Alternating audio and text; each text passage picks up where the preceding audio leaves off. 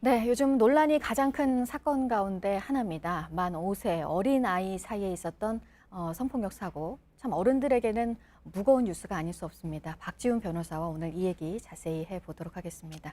어서 오세요. 안녕하세요. 네, 만 5세 아이들 사이에서 있었던 일입니다. 경찰이 이제 내사에 네. 들어갔어요. 사실관계를 파악을 하겠다는 거죠? 그렇죠.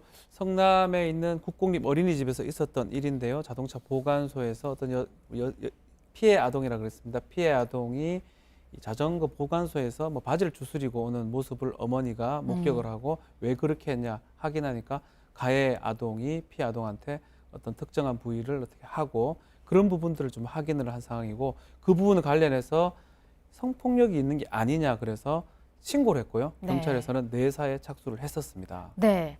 그리고 지금 인권위에도 피해자 측에서 제소를 한 상황이잖아요. 네, 상황상 사실은 만 5세거든요. 네. 우리 형법상 10세 미만자는 형사 절대 무능력자입니다. 뭐 처벌 자체가 불가능하고 조사도 사실 하기 어려운 상황이다 보니까 내사는 했지만 처벌 자체가 어렵고 그렇다고 지금 이 의혹이 있고 이 성폭력 문제가 되고 있는데 그냥 넘어갈 수는 없기 때문에 아마 최후 구제 수단으로 인권위에 제소를 한 것으로 지금 보입니다. 네, 지금 이 문제가 뭐 가해 아동을 처벌할 수도 없고요. 네. 가해 아동을 처벌하겠다는 게 이 피해 아동의 변호사 측에서 주장하는 것도 아니고, 그렇죠. 그러니까 이 사실관계를 좀 규명을 해서 이번 사건을 명확히 좀 확인을 해달라. 이게 이제 피해자 측에서 주장하는 거 아니겠습니까? 그렇죠. 어차피 처벌 자체가 어렵습니다. 그리고 이거 관련해서 사실은 왕왕 일어나고 있거든요. 통계상도 그렇고요. 그렇다면 이런 정말 또 아동의 이런 성폭력 사건이 일어났을 때 어떻게 처리해야 되고 또 구청이라든지 교육당국은 어떤 위치에 있는지 이런 것들을 좀 확인해 달라고 지금 피해 아동 측에서는 좀 주장을 하는 거고요. 처벌 자체는 사실 안 되기 때문에 네. 그 부분이 가장 중요할 것 같습니다. 네, 이번 사고를 계기로 해서 지금 우리 어른들이 할 일이 많아서 지금 바빠져야 될 것 같습니다. 네. 특히나 이런 시설에서 지금 얘기하신 것처럼 이런 사건이 있을 수 있고, 그럼 일단 먼저 교육을 해야 되는데 네. 그 좀 지침이 마련돼야 되지 않겠습니까? 교육도 교육이지만 확인이 좀 돼야 되거든요. 또 가장 좀 문제가 되는 부분 중에 하나가 어린이집에서 상습적으로 이런 일이 있었는데 확인 자체가 지금 안 됐다라는 거거든요. 원장이라든지 관리를 하는 입장에서 뭐 CCTV에서 지금 명확하게 포착은 되고 있지 않지만 상습적으로 일어난다면 그것을 확인하고 못하게 하거나 이 과정이 가장 중요한데 이게 첫 번째 안 됐다는 거고 이게 확인이 되면 그 이후에는 뭐 교육이나 다른 것들이 가능한데 이 부분부터가 가장 문제가 되는 게 아닌가 이렇게 생각이 듭니다. 네, 그러니까 안타깝게도 이런 일이 뭐 어린이집이나 이런 곳에서 발생을 했을 때 네.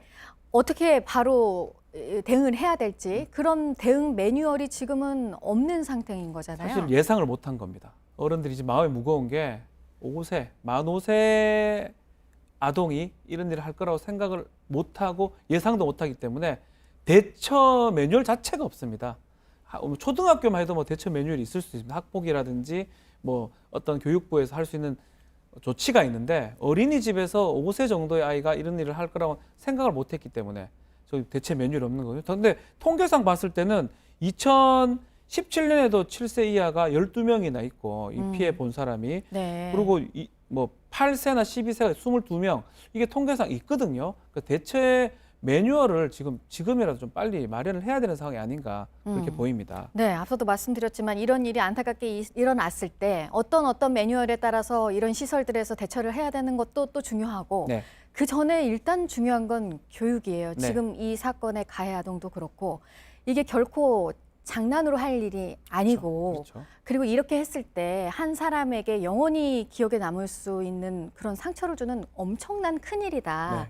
이런 걸 좀 가르쳐 줘야 되면 또 의무적으로 규정도 하고 이런 제도가 좀 마련돼야 되지 그 않겠습니까? 제도가 가장 중요하겠죠. 네. 이제 아이들한테 이게 어떤 의미를 가지고 있고 성폭력은 어떤 거고 뭐 이게 뭐 성범죄를 강력하게 얘기한다기보다는 이런 행동은 장난이 아니고 중요한 거라는 거를 인지를 시켜줘야 될 것 같고요. 또 다시 얘기를 하지만 어떤 관리 책임 이런 부분 시스템 확인할 수 있는 시스템 이런 것도 가장 중요하고 이런 일이 발생했을 때 어디서 어떻게 처리할지 이게 구청인지 경찰인지 이것도 지금 정리가 안 되고 있거든요. 그래서 이런 부분까지 좀 확인이 돼야 될 것 같아요.